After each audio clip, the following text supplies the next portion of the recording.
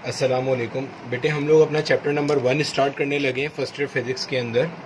अच्छा, chapter number 1 जिस तरह हमारे पास अमूमन फ़िज़िक्स की किताबों में होता है, चैप्टर नंबर 1 यहाँ पर भी आपका जो बेसिकली डील कर रहा है ना मेरा बेटा, वो इंट्रोडक्शन से डील करता है।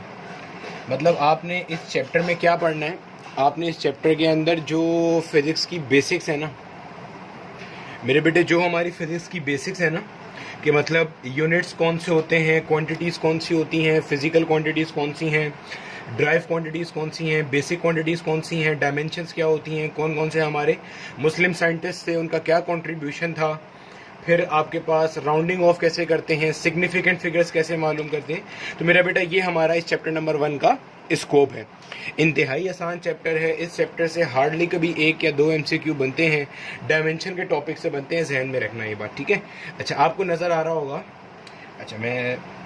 आपको नज़र आ रहा होगा मैंने यहाँ पे कुछ साइंसदानों के नाम लिखे हैं, फिजिसिस्ट्स के, या साइंसदान कह लो क्योंकि इसमें से कोई डॉक्टर भी है तो, और उनके आगे मैंने कुछ लिखा हुआ है अजीबो गरीब सा। मेरा बेटा चैप्टर 1 से अमूमन कभी ना कभी ऐसा सवाल आ जाता है। हमारे जो माजी के मुसलमान साइंसदान थे उन्होंने बहुत काम किया था, ठीक है। ये तो अब है जो मुसलमान कोई काम धंधा नहीं करते, पहले बहुत काम किया था। तो हमारे इस चैप्टर के अंदर कुछ मुस्लिम साइंटिस्ट का नाम दिया हुआ है और उसका कुछ कंट्रीब्यूशन है। कंट्रीब्यूशन इन टर्म्स के उन्होंने कौन कौन सी किताब लिखी थी, ठीक है। तो पहले नंबर मैंने लिखा अल-ख्वारिज़मी। अल-ख्वारिज़मी जो था, ये अलजबरा के बहुत बड़े वो माने जाते हैं, बहुत बड़े मैथमेटिशियन थे। इन्होंने किताब लिखी थी हिसाबुल जबर वल मुकाबला। तो मेरा बेटा आपको ये साइंसदान का नाम और उसके साथ किताब याद होनी चाहिए, ठीक है, क्योंकि ये फ्री फंडे के नंबर होते हैं अगर ये कभी MCQ आ जाए। Ibnul Haitham किताबुल मनाजिर। किताबुल मनाजिर, अगर आपकी उर्दू थोड़ी सी अच्छी है तो आपको पता चल रहा होगा Kitab al Manazir is something related with optics. और इब्नुल हैशम साहब ने ही, हैतम साहब ने पिन होल कैमरा भी इजाद किया था। अबू रिहान अल बैरूनी, इन्होंने कानून अल मसूदी के नाम से एक किताब लिखी थी जो कि एस्ट्रोनॉमी के सब्जेक्ट के ऊपर थी। इब्ने सीना, हमारे पास यहाँ एक बहुत फेमस हॉस्पिटल भी है, शायद देखा हो आपने, गुलशन और जौहर के दरमियान में। इब्ने सीना अल कानून फिल तिब, मेडिसिन के ऊपर, और अल शिफा फिलोसफी के ऊपर लिखी थी। तो मेरा बेटा ये थोड़ा सा ओवरव्यू सा था जो आपको पता होना चाहिए, हमारे कोर्स में मेंशन था तो मैंने बता दिया, ठीक है।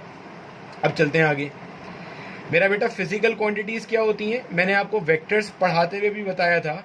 ऐसी कोई भी क्वांटिटी जिसको आप मेजर कर सकते हो with the help of any instrument, वो क्या होती है, फिजिकल क्वांटिटी, ठीक है। देखो, कई सारी चीज़ों को हम मेजर नहीं भी कर सकते ना, जैसे किसी को गुस्सा आ रहा है, किसी को दर्द हो रहा है, किसी को तकलीफ हो रही है, आपने किसी को धोखा दे दिया, अब कोई ये तो नहीं कहेगा तुमने मुझे 1 पाव का धोखा दिया या 2 किलो धोखा दे दिया, ठीक है। तो दे आर जनरली, जो इमोशंस होते हैं, दे आर जनरली कह लो आपके मेजरेबल नहीं होते ना, ठीक है। तो वो फिजिकल क्वांटिटीज में नहीं आएंगे। फिजिकल क्वांटिटीज को हम 2 हिस्सों में स्प्लिट करते हैं। एक कहलाती है बेसिक क्वांटिटीज, एक कहलाती है मेरा बेटा लोग ड्राइव क्वांटिटीज। बेसिक क्वांटिटीज वो होती हैं जो कि फंडामेंटल इन नेचर हैं, मतलब ये किसी से मिलकर नहीं बनी, आपने इनको फंडामेंटली डिफाइन किया हुआ है दुनिया में। ड्राइव क्वांटिटीज वो है मेरा बेटा जो बेसिक से मिलकर बनी है, जहन में रखना, जो बेसिक से मिलकर बनी है वो क्या है, ड्राइव है। अच्छा, बेसिक क्वांटिटीज जब हम डिस्कस करते हैं तो बेसिक क्वांटिटीज SI के अंदर, सिस्टम इंटरनेशनल में, देयर आर 7 बेसिक क्वांटिटीज, या कह लो 7 फंडामेंटल क्वांटिटीज। मेरा बेटा कौन कौन सी है, लेंथ है मेरा बेटा, और कौन सी है, मास है मेरा बेटा, और कौन सी है, टाइम है, और कौन सी है, टेम्परेचर है, और कौन सी है, करंट है, और कौन सी है, ल्यूमिनस इंटेंसिटी है, ठीक है। यार ये स्पेलिंग गलत हो गई, इसको देख लेना। ल्यूमिनस इंटेंसिटी है, और कौन सी है, अमाउंट ऑफ सब्सटेंस। मेरा बेटा ये 7 हमारे पास फंडामेंटल क्वांटिटीज है। फंडामेंटल क्वांटिटीज वो होती हैं जो किसी से मिलकर नहीं बनती, और ड्राइव क्वांटिटीज वो हैं जो ड्राइव की गई हैं। SI की बात चल रही है, SI सिस्टम को ही हम लोग MKS सिस्टम भी कहते हैं, जहन में रखना। MKS सिस्टम में जो लेंथ होती है, इसका यूनिट मीटर है, मास का यूनिट किलोग्राम है, मास का, ठीक है, मीटर, किलोग्राम, और टाइम का यूनिट क्या है मेरा बेटा लोग, second. Metre, kilogram, second, MKS system जो कॉमनली हम SI के नाम से फॉलो करते हैं। मेरा बेटा टेम्परेचर का यूनिट क्या है? केल्विन। ऐसा टेम्परेचर जो केल्विन में रिप्रेजेंट हो उसे एब्सोल्यूट टेम्परेचर भी कहते हैं, जहन में रखना। करंट क्या है? एम्पेयर। सिमिलरली ल्यूमिनस इंटेंसिटी का यूनिट होता है कैंडेला। मेरा बेटा क्या होता है? Candela, CANDELA। Amount of substance का यूनिट होता है मोल। ठीक है, ये 7 हमारी फंडामेंटल क्वांटिटीज हैं। बाकी की सारी मेरा बेटा हमारे पास क्या होती हैं? ड्राइव क्वांटिटीज होती हैं जो इनसे मिलके बनती हैं। जैसे आपको पता है force, force is one of the drive quantity in MKS system. I repeat, मैंने एक जुमला बोला है, शायद आपने इस पे गौर नहीं किया, गौर कर लो। फोर्स ड्राइव क्वांटिटी है MKS सिस्टम में, फोर्स ड्राइव क्वांटिटी है CGS सिस्टम में, लेकिन फोर्स हर सिस्टम में ड्राइव क्वांटिटी नहीं होती। मतलब सिस्टम टू सिस्टम बेसिक और ड्राइव क्वांटिटीज भी वेरी करती हैं। मतलब लाजमी नहीं है कि एक सिस्टम में अगर आपने 7 क्वांटिटीज डाल दी कि ये हमारी बेसिक या फंडामेंटल क्वांटिटीज है तो बाबा हर सिस्टम में यही चलेंगी। अभी देखते जाना। फोर्स हमारे MKS सिस्टम के अंदर एक अदर ड्राइव क्वांटिटी के तौर पे मानी और जानी पहचानी जाती है। फोर्स का फॉर्मूला हमारे पास क्या है मेरा बेटा लोग? MA, मास टाइम्स एक्सेलरेशन। आपको पता है मास का यूनिट क्या है? किलोग्राम। एक्सेलरेशन का यूनिट क्या है? मीटर पर सेकेंड स्क्वायर। तो क्या बना ये? किलोग्राम मीटर पर सेकेंड स्क्वायर, या इसी को हम क्या कहते हैं? न्यूटन। तो अगर कोई आपसे कहे कि क्या न्यूटन फंडामेंटल क्वांटिटी है, बोलना नहीं। क्यों? न्यूटन किसकी जगह पे आया है? किलोग्राम मीटर पर सेकेंड स्क्वायर की जगह आया है और 3 चीजों से मिला हुआ है, किलोग्राम मीटर और सेकेंड स्क्वायर से मिलके बना है, तो ड्राइव क्वांटिटी है ये। सिमिलरली वेलोसिटी होती है। वेलोसिटी पता है ना क्या होती है? पढ़ा था हम लोगों ने चैप्टर 3 में, डिस्प्लेसमेंट बटे टाइम। डिस्प्लेसमेंट किस में है? मीटर। टाइम किस में है? सेकेंड। ये हमारा MKS सिस्टम चल रहा था मेरा बेटा। जिस तरह MKS सिस्टम है वैसे ही हमारा CGS सिस्टम है। CGS सिस्टम में C क्या है? सेंटीमीटर। G क्या है? ग्राम। S क्या है? सेकेंड। पता चल रहा होगा सेंटीमीटर किसके लिए मेरा बेटा लोग? लेंथ के लिए। ग्राम किसके लिए मेरा बेटा लोग? मास के लिए। सेकेंड किसके लिए? टाइम के लिए। सर यहां तो वही हो गया जो हमने पहले पढ़ा था, लेंथ मास और टाइम तो पीछे भी पढ़ा था। बिल्कुल पढ़ा था, हौसला करो। अब आओ जरा FPS पे।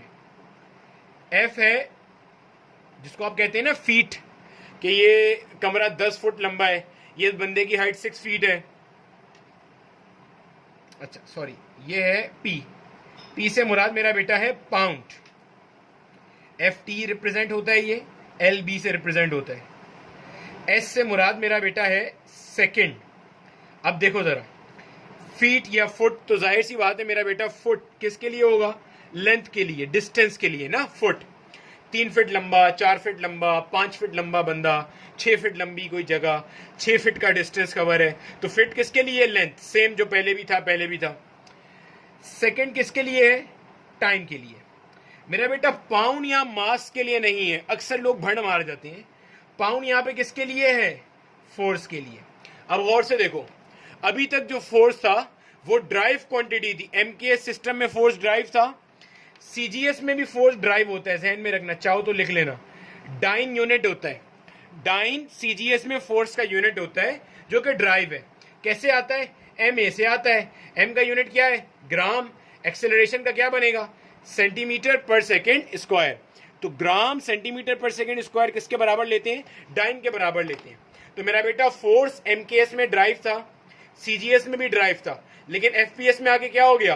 फंडामेंटल। तो बताने का मकसद था, अपने शॉर्ट नोट्स में नोट कर लेना, फोर्स MKS और CGS में ड्राइव है, जबकि FPS में क्या है? फंडामेंटल।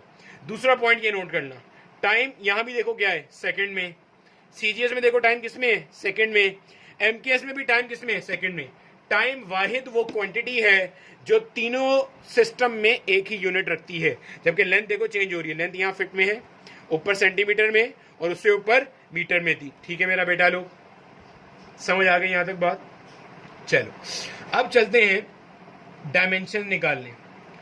डायमेंशन है क्या मेरा बेटा? डायमेंशन कह लो कि एक किस्म की रिप्रेजेंटेशन है। किसकी रिप्रेजेंटेशन है?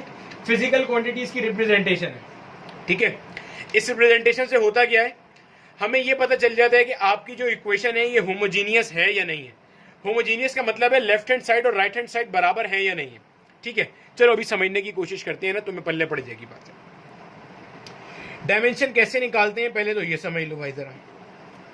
मेरा बेटा हमारे कोर्स के अंदर हमें कहा गया है 3 फंडामेंटल डायमेंशन हैं।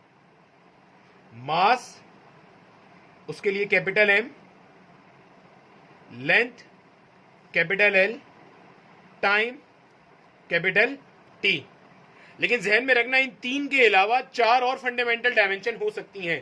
कौन सी? जो भी पीछे 7 बेसिक क्वांटिटीज पढ़ाई थी ना, वो सातों की सातों फंडामेंटल डायमेंशन के तौर पे मानी जा सकती हैं।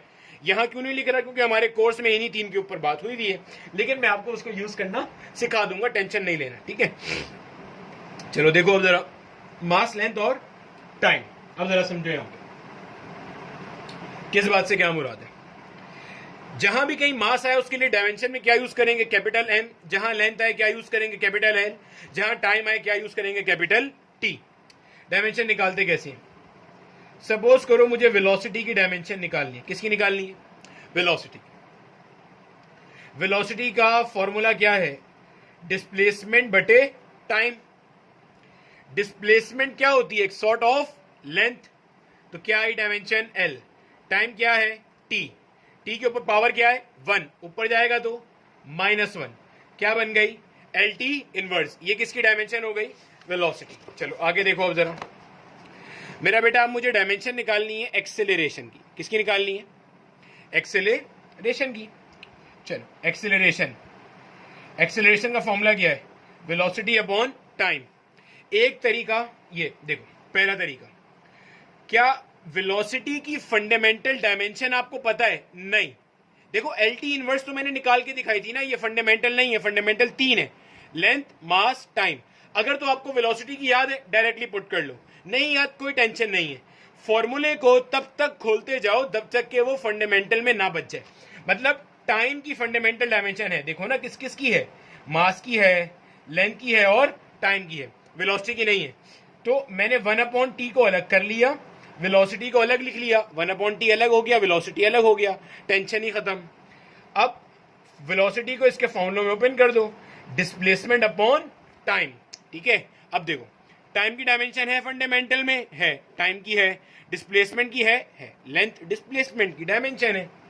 आ जाओ भाई, टाइम की जगह क्या आया? टी, डिस्प्लेसमेंट की जगह एल, टाइम की जगह टी। टी टी सा कितना हो गया? T square. ऊपर जाएगा तो क्या बनेगा? T power -2। तो एक्सेलरेशन की डायमेंशन क्या हो गई? L T -2। ठीक है मेरा बेटा। इसी को सॉल्व करने का दूसरा तरीका, मान लो आपको एक्सेलरेशन में वेलोसिटी की डायमेंशन डायरेक्टली याद थी अभी पीछे से ना, एल टी -1। आपने लिखा एल टी -1 अपॉन में टी आ गया, टी को ऊपर फेंको,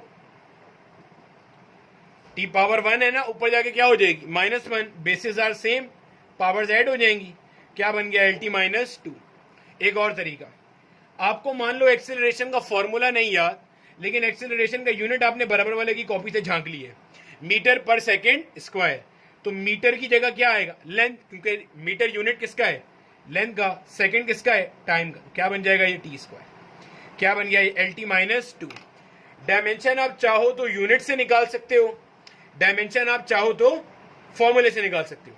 मैं अपने स्टूडेंट्स को हमेशा रिकमेंड करता हूं कि आप डायमेंशन फॉर्मूले से निकालो। रीजन ये है कि आपको कभी कभार यूनिट ऐसे याद आ रहे होते हैं जिससे डायमेंशन नहीं निकाल सकते। जैसे अगर आपको फोर्स का यूनिट किलोग्राम मीटर पर सेकंड स्क्वायर याद है तब तो वेल एंड गुड है, लेकिन अगर आपको फोर्स का यूनिट न्यूटन याद है तब मसला हो जाएगा आपके लिए, ठीक है। तब आप बैठे रहोगे, नहीं निकाल सकते। चलो अब निकाल के देखते हैं जरा, फोर्स की डायमेंशन निकालते हैं। आ जाओ भाई, फोर्स की डायमेंशन F इक्वल्स ma, ठीक है मेरा बेटा लोग। मास की डायमेंशन कैपिटल M, ए की डायमेंशन अभी निकाली थी LT -2। तो आज के बाद फोर्स की डायमेंशन क्या बन जाएगी? MLT -2, ठीक है मेरा बेटा। चलो अब डायमेंशन निकालते हैं। किसकी डायमेंशन निकालें? वेट की निकालते हैं। किसकी निकाल रहा हूं? वेट की निकाल रहा हूं, ठीक है। वेट का फॉर्मूला क्या है? mg, ठीक है। देखो मुझे m की डायमेंशन तो पता है लेकिन g की नहीं पता। g की डायमेंशन निकालने के लिए मेरा बेटा g का फॉर्मूला याद है, चैप्टर 6 में पढ़ाया था, g equal GME divided by RE का स्क्वायर। देखते जाना, इसके बाद एक आसान तरीका भी बता दूंगा, पहले देखते जाओ। इसको फिलहाल इक्वेशन 1 कह दिया। क्यों? इस एम ई की डायमेंशन तो मुझे पता है, मास है ना, तो कैपिटल एम।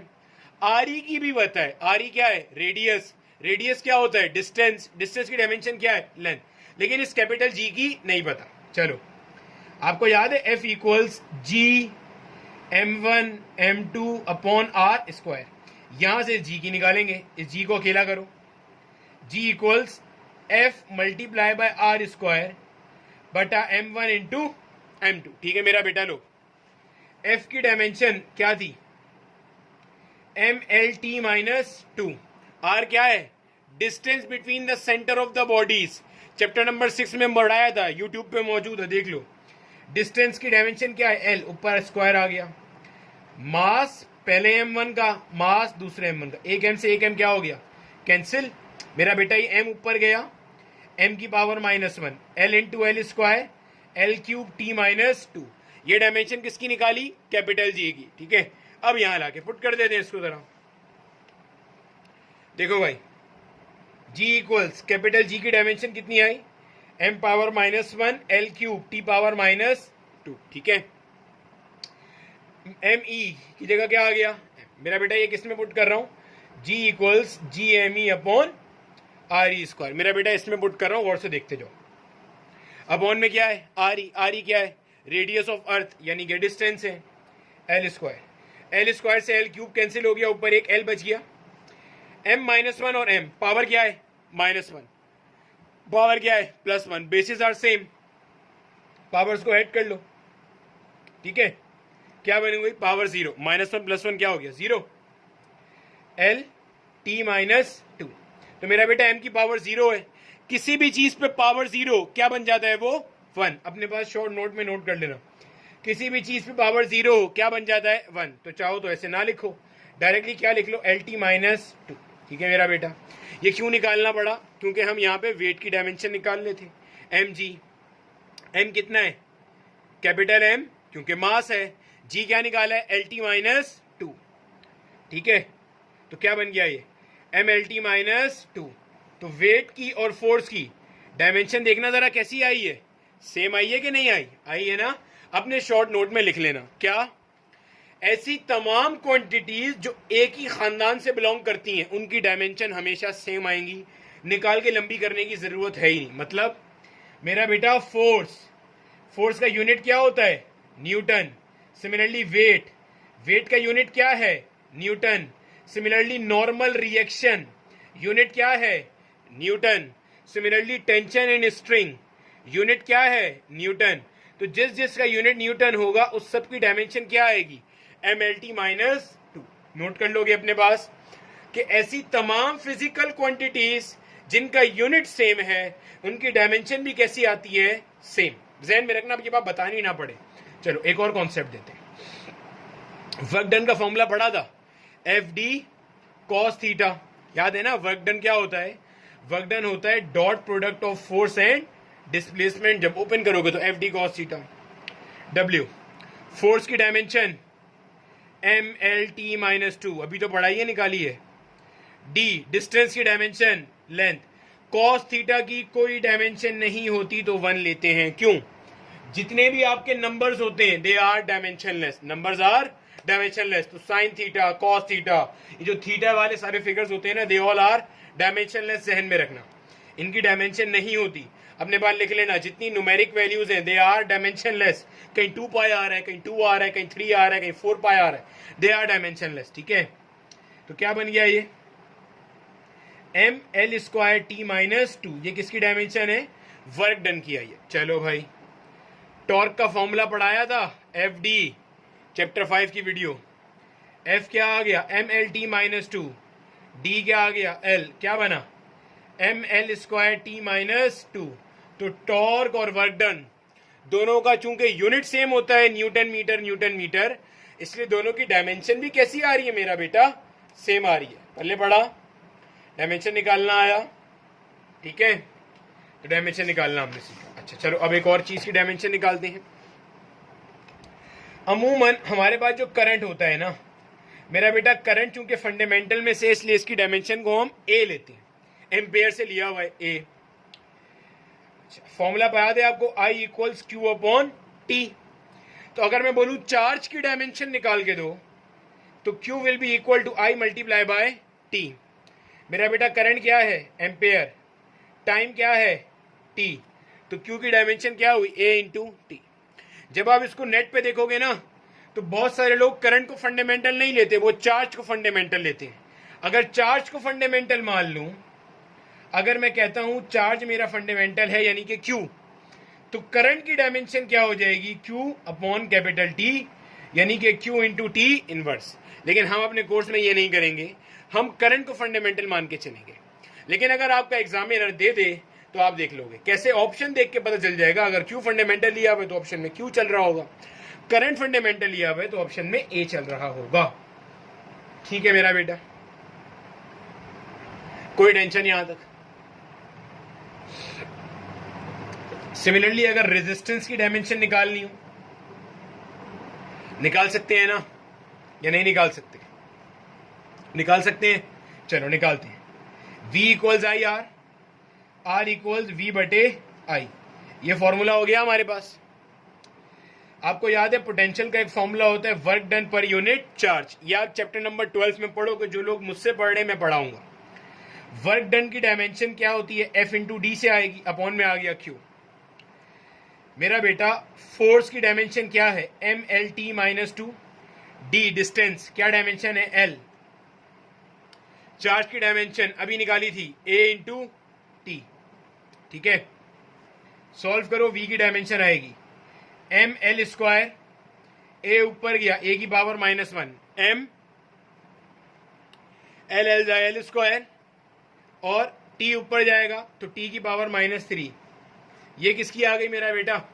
ये आ गई मेरे पास पोटेंशियल की। अगर पोटेंशियल यहां आगे पुट करूं, ML square A -1 T power -3 upon में I की डायमेंशन क्या है? A। ऊपर ले जाएंगे तो क्या बनेगा? ऊपर ले जाएंगे तो ML स्क्वायर A की पावर -2 T की पावर -3। ये किसकी डायमेंशन आ गई? रेजिस्टेंस की। मेरा बेटा समझ आया? डायमेंशन निकालना आया? ठीक है, तो अगर कोई भी आपसे बोलता है डायमेंशन निकालो, डायमेंशन निकाल सकते हो किसी भी तरह की। अगर मैं आपको बोलता हूं मिसाल के तौर पे लीनियर मोमेंटम की डायमेंशन निकाल दीजिए। लीनियर मोमेंटम का फॉर्मूला देखो, L इक्वल्स mv, पता है? पुट कर लो भाई, m की जगह क्या आएगा? कैपिटल M, v की जगह LT -1, तो क्या डायमेंशन बन गई? MLT -1। इसको फोर्स से कंफ्यूज मत कर लेना, फोर्स की डायमेंशन MLT -2 होती है, जहन में रखना ये बात। ठीक है मेरा बेटा लोग, कोई टेंशन यहां तक नहीं है? समझ आई है?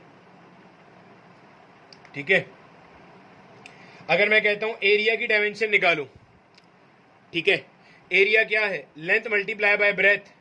लेंथ के लिए भी L आएगा, ब्रेथ के लिए भी क्या आएगा? L। बेटे ब्रेथ भी तो एक किस्म का डिस्टेंस ही होता है। L से क्या हो गया? L square. सिमिलरली अगर मैं कहता हूं वॉल्यूम की डायमेंशन निकालो, किसकी निकालो? वॉल्यूम की। वॉल्यूम का फॉर्मूला क्या होता है? Length into breadth into height. Length के लिए L आएगा, सिमिलरली ब्रेथ के लिए भी क्या आएगा? L। सिमिलरली हाइट के लिए भी क्या आएगा? L। तो क्या बन जाएगा? LQ। मेरा बेटा समझ आ गया? कोई टेंशन यहां तक नहीं है? पहले बढ़ गई ना मेरी बात? ठीक है, तो आप लोगों ने क्या क्या पॉइंट नोट कर लिए? आप लोगों ने अब तक ये पॉइंट नोट कर लेने चाहिए, तमाम ऐसी क्वांटिटी जिनका यूनिट सेम है, they will have similar dimensions, और जो नंबर वाले कांस्टेंट्स होते हैं इनका डायमेंशन नहीं होता। अगर मैं कहता हूं F equals K into x के अंदर K की डायमेंशन निकालो, K क्या है? Hooke's constant, spring constant. K क्या बनेगा? F बटा x। F की डायमेंशन अभी निकाली थी MLT -2। x क्या है? डिस्टेंस है ना, डिस्प्लेसमेंट कितनी कवर करता है स्प्रिंग, ये वो है। L से L क्या हो गया? कैंसिल, क्या बना? MT -2।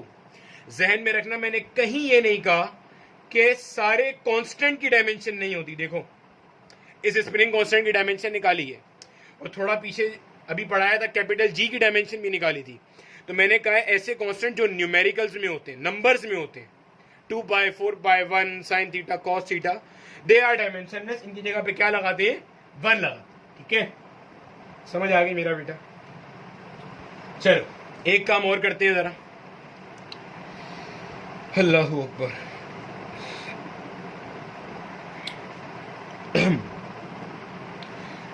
मेरा बेटा आपको याद है हम स्ट्रेन पढ़ा करते थे एक चीज अपने मैट्रिक क्लास में। स्ट्रेन्स क्या होता था? Strain change in length upon original length. याद आ रहा है कुछ? Longitudinal strain change in length upon original length. Similarly volumetric strain change in volume upon original volume. अच्छा, अब मेरा बेटा चेंज इन लेंथ का यूनिट क्या होगा? मीटर। लेंथ का यूनिट भी क्या होगा? मीटर। तो ऊपर डायमेंशन क्या आएगी? लेंथ। नीचे भी डायमेंशन क्या आएगी? लेंथ। तो एल से एल कैंसिल हो गया, क्या बचा? 1। तो मेरा बेटा अगर मैं पूछूं स्ट्रेन का यूनिट क्या है, तो आप बोलोगे स्ट्रेन का कोई यूनिट नहीं है। कोई यूनिट भी नहीं है और कोई डायमेंशन भी नहीं है। क्यों?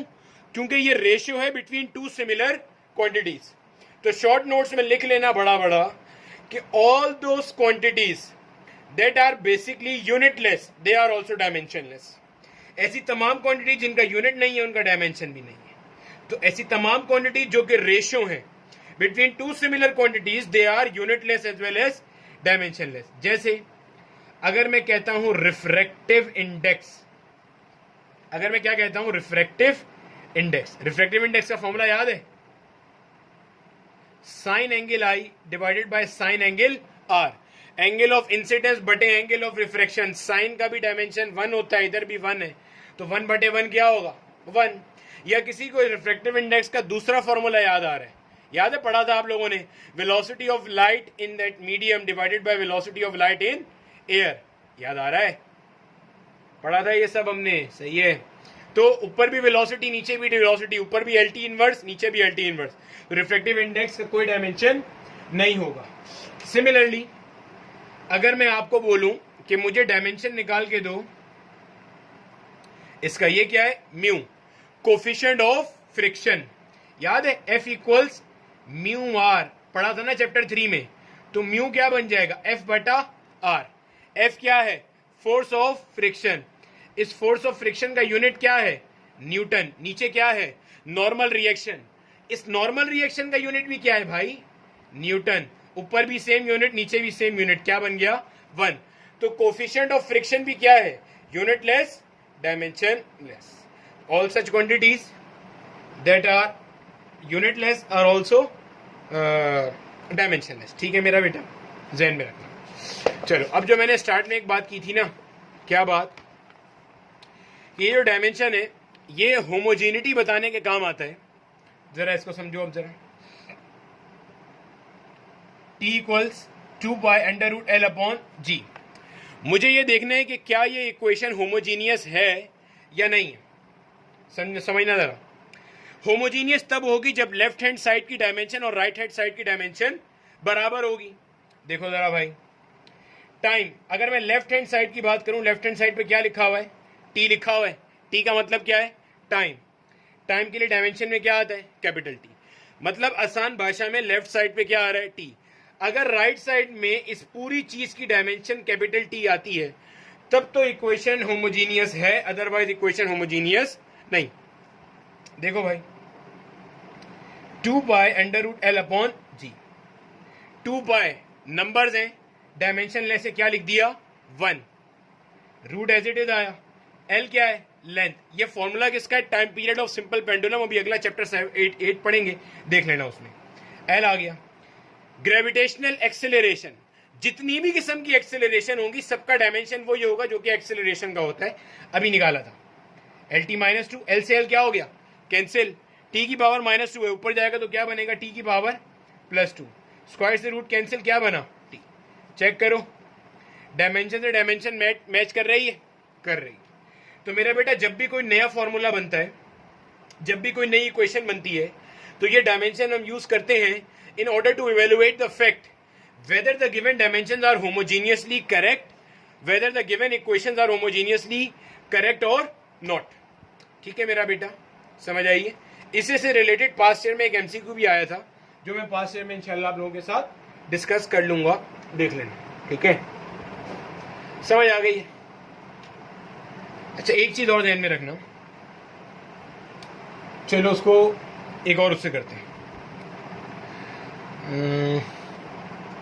मान लो आपको कहा जा रहा है डायमेंशन निकालो आई की। आई क्या है? चैप्टर 5 में पढ़ाया था मेरा बेटा। आई है मोमेंट ऑफ इनर्शिया, फॉर्मूला होता है mr²। ठीक है, तो m की जगह क्या आया? Capital M। r क्या है? रेडियस। रेडियस क्या होता है? डिस्टेंस। l² आ गया। m पे पावर क्या आ रही है? 1। l पे स्क्वायर आ रहा है। t इसमें कहीं आ रहा है? नहीं आ रहा, तो मैं t की पावर 0 लिख सकता हूं ना। t की पावर 0 का मतलब क्या है? 1। तो बास टीचर डायमेंशन को ऐसे लिखना भी पसंद करते हैं, घबराना मत। मेरी आदत है t की पावर 0 ना लिखने की, बास टीचर लिख रहे होते हैं। तो अगर मैं बोलता हूं ना फोर्स की डायमेंशन है mlt-2, तो इसमें तो तीनों ही आ रहे हैं। लेकिन जैसे अगर मैं कहता हूं एक्सेलरेशन, एक्सेलरेशन है lt-2, तो इसमें m नहीं आ रहा, तो आपको लिखा मिल सकता है m की पावर 0 lt-2। तो घबराना मत मेरा बेटा, बात समझ आई है? ठीक है, चलो एक और इक्वेशन को देखते हैं, डायमेंशनली करेक्ट किया नहीं किया, और उससे एक और बात सीखेंगे, फिर आगे चलेंगे। इक्वेशन दी है s equals VIT plus half AT²। ठीक है, s क्या है? अगर लेफ्ट हैंड साइड की बात करूं, s क्या है? डिस्टेंस। डिस्टेंस की डायमेंशन क्या होती है? लेंथ। बेसिकली ये डिस्टेंस नहीं है, डिस्प्लेसमेंट है। लेकिन फिलहाल चूंकि डायमेंशन की सेंस में बात करें तो डिस्टेंस हो, डिस्प्लेसमेंट हो, लेंथ हो, हाइट हो, ब्रेथ हो, रेडियस हो, कुछ भी हो, तो लीनियर डिस्टेंस है तो डायमेंशन क्या हो जाएगी? l। ठीक है, अब जरा आओ राइट हैंड साइड पे। राइट हैंड साइड क्या है? VIT plus half AT²। VI क्या है? Initial velocity. वेलोसिटी किसी भी तरह की हो, इनिशियल हो, फाइनल हो, कोई भी हो, क्या आने वाला है यहां पे? LT-1। टाइम की जगह कैपिटल T। सेट हो गया मेरा बेटा। हाफ नंबर है, डायमेंशनलेस। एक्सेलरेशन अभी अभी निकाली है, LT-2। T की डायमेंशन क्या है? Capital T। ऊपर क्या है? स्क्वायर। सिर्फ T पे आ रहा है ना स्क्वायर, क्या बन जाएगा? T² बन गया। ठीक है, T की पावर -1, T की power +1, basis same power add होंगी। -1 + 1 क्या हो गया? 0। तो T की power 0 plus -2 + 2 0।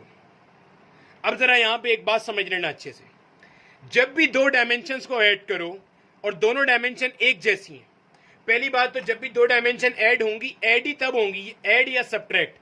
I repeat, add या सब्ट्रैक्ट। मल्टीप्लाई और डिवाइड के लिए नहीं है ये रूल मेरा बेटा, ऐड और सब्ट्रैक्ट के लिए। जब भी दो डायमेंशन ऐड या सब्ट्रैक्ट होंगी, ऐड और सब्ट्रैक्ट तभी होंगी जब दोनों डायमेंशन सेम है। अगर दोनों डायमेंशन अलग अलग हैं, जैसे यहाँ पे LT0 है और यहाँ पे LT1 होता, तो ऐड नहीं हो सकती थी। मतलब यहाँ LT0 है, यहाँ LT1 है, तो ऐड नहीं हो सकती। लेकिन यहाँ भी सेम है, यहाँ भी सेम है, मतलब LT0 ऐड हो सकती है। जब भी दोनों डायमेंशन ऐड होंगी तो एक ही बार लिखी जाएंगी। ठीक है, मतलब जितनी भी बार ऐड हो, 5 बार ऐड हो, 6 बार ऐड हो, एक ही बार लिखी जाएंगी, ऐड या सब्ट्रैक्ट। माइनस होता तब भी एक ही बार लिखी जाती, मतलब LT0 माइनस LT0 होता तब भी एक ही बार लिखी जाती। नोट कर लेना ये सारे रूल्स। ठीक है, जब भी डायमेंशंस को ऐड या सब्ट्रैक्ट करना है तो ऐड या सब्ट्रैक्ट तभी होंगी जब एक जैसी होंगी, सिमिलर होंगी, otherwise they can not be added और सब्ट्रैक्टेड, और एक ही बार लिखी जाएगी। ठीक है, तो ये देख लो जरा, यहाँ पे लेफ्ट हैंड साइड और राइट हैंड साइड क्या हो रही है? मैच कर रही है। समझ आ गया मेरा बेटा? चलो इसी तरह से देख लो यहाँ पे 2AS equals VF² minus VI²। Left hand side देख लो पहले तो, 2AS, 2 क्या है? Number, dimensionless. एक्सेलरेशन है, क्या बन जाएगा? LT-2। S की जगह क्या आ गया? L। सॉल्व करो, L² T-। ठीक है मेरा बेटा लोग। राइट हैंड साइड देखो जरा, VF फाइनल वेलोसिटी क्या बनेगा? LT-1। ये भी निकालना सिखाइए। ऊपर स्क्वायर आ गया, माइनस LT-1, क्योंकि इनिशियल वेलोसिटी है, स्क्वायर आ गया। L² T-2 स्क्वायर है ना, तो सब पे आएगा, power 2 minus L² T-2। Dimension subtract हो रही है, देख लो दोनों एक ही जैसी हैं, तो एक ही बार लिख देंगे। ठीक है, तो इक्वेशंस आर होमोजेनियसली करेक्ट। ठीक है मेरा बेटा, तो आपके पेपर में अक्सर डायमेंशन निकालने के लिए आ जाती है, कोई भी डायमेंशन वो पूछ सकता है, तो जो भी डायमेंशन आए आपने निकालनी है। सिमिलरली अगर मैं आपसे कहता हूं मिसाल के तौर पे डायमेंशन निकालिए विस्कोसिटी की, किसकी मेरा बेटा? विस्कोसिटी की। तो आपको मैंने स्ट्रोक का थ्योरम पढ़ाया था, F = 6 पाई ईटा RV। जिन्होंने चैप्टर नंबर 5 नहीं देखा वो देख लो मेरे बेटे, चैप्टर 5 यूट्यूब पे अवेलेबल है, देख लेना। ठीक है, टॉर्क और इक्विलिब्रियम वाला चैप्टर है। ये जो ईटा है ये आपकी विस्कोसिटी है, ईटा को अकेला कर दो, क्या बनेगा, F/6 इंटू RV। F क्या है, फोर्स, MLT -2, 6 कॉन्स्टेंट तो 1 आया, R क्या है, रेडियस यानी कि डिस्टेंस है तो L आया, V क्या है, वेलोसिटी तो क्या आएगा, LT -1। मेरा बेटा एक L से एक L क्या हो गया, कैंसिल। जब नीचे वाला ये L ऊपर जाएगा क्या बनेगा, L पावर -1 T पावर, अच्छा T -2 नहीं है, ये T -1 है। ये T -1 जब ऊपर जाएगा तो क्या बनेगा, T की पावर +1, -2 +1 क्या बचेगा, T की पावर -1। ये विस्कोसिटी आ गई। M into L power -1 T power -1, check करने दो जरा, MLT -2 1, डिस्टेंस की जगह L, LT -1, L से L गया, एक L ऊपर आ गया, L -1 से -1 गया, ठीक है मेरा बेटा। ये किसकी आ गई, विस्कोसिटी की आ गई। ठीक है मेरा बेटा, लोग समझ आ गई। ये हमारे पास एक टॉपिक था मेरा बेटा किसका, डायमेंशन का, जिसमें से यहां से क्वेश्चन एक्सपेक्टेड होता है, अक्सर पूछा जा सकता है। ठीक है, समझ गए होगे अब तक। चलो, फरमाइश आई थी भाई कि इसके अंदर राउंडिंग ऑफ भी कवर करा लें, चलो भाई राउंडिंग ऑफ भी देख लो। राउंडिंग ऑफ कैसे करते हैं, देखो 6.37894 5 6 8 4 9, ठीक है। मान लो मैंने इसे राउंड ऑफ करना है, ठीक है मेरा बेटा। अगर आपने राउंड ऑफ करना है, मान लो मैंने इसे राउंड ऑफ करना है 3 सिग्निफिकेंट फिगर्स तक राउंड ऑफ करना है। कहां तक राउंड ऑफ करना है, 3 सिग्निफिकेंट फिगर्स तक। फिलहाल मुझे पता ही नहीं है सिग्निफिकेंट फिगर क्या होते हैं, समझ लो 3 डिजिट्स तक राउंड ऑफ करना है, मतलब यहां पे 3 डिजिट बचने चाहिए, बाकी सब राउंड ऑफ करना है। राउंड ऑफ का पहला असूल, जिस डिजिट को राउंड ऑफ करना है अगर वो 5 से बड़ा है तो उसको हटा के पीछे वाले में एक ऐड कर दो। क्या बोला, जिस डिजिट को रिमूव करना है अगर वो 5 से बड़ा है उसे हटा के पीछे वाले में एक ऐड कर लो। 9 5 से बड़ा है, 9 को हटाओ और पीछे वाले में एक ऐड कर लो, क्या बचेगा 6.378 94568। पीछे वाले से एक ये हटाया, एक ऐड कर लिया, क्या बन गया 5। पहला असूल क्लियर है, जिस डिजिट को रिमूव करना है अगर वो 5 से बड़ा है उसको हटाओ, पीछे वाले में एक ऐड करो। अब यहां पे आ जाओ, अगर ये 5 है, देखो अगर तो 5 से बड़ा है ना तो हटाते हुए एक ऐड करेंगे, अगर 5 से छोटा है तो ऐसे ही हटा देंगे। लेकिन अगर 5 है, अगर 5 है तो दो केसेस हैं, अगर 5 है और ऑड है, अगर 5 है और पीछे वाला नंबर ऑड है, अगर 5 को रिमूव करना है और पीछे वाला नंबर ऑड है तो 1 ऐड करेंगे, और पीछे वाला नंबर इवन है तो कुछ नहीं होगा। मतलब समझो 7.75 7.65, देखो जरा, देखो जरा, ये 5 रिमूव करना है, 5 ना 5 से बड़ा है ना 5 से छोटा है, तो इसको हटाते हुए देखेंगे इधर वाला नंबर मेरा बेटा ये कैसा है, ऑड है, तो इसमें 1 प्लस कर लेंगे, क्या बन जाएगा 7.8। सिमिलरली यहां देखो 5 हटाना है, 5 ना 5 से बड़ा है ना 5 से छोटा है, पीछे वाला नंबर देखो, पीछे वाला नंबर इवन है तो एज इट इज रख देंगे 7.6। समझ आ गई, चलो देखो जरा, 5 हटाना है, पीछे वाला नंबर क्या है, इवन है, एज इट इज रख देंगे। अब ये 8 है, 8 क्या है 5 से बड़ा है, तो पीछे वाले नंबर में एक ऐड कर देंगे, ठीक है, हटा दिया इसे।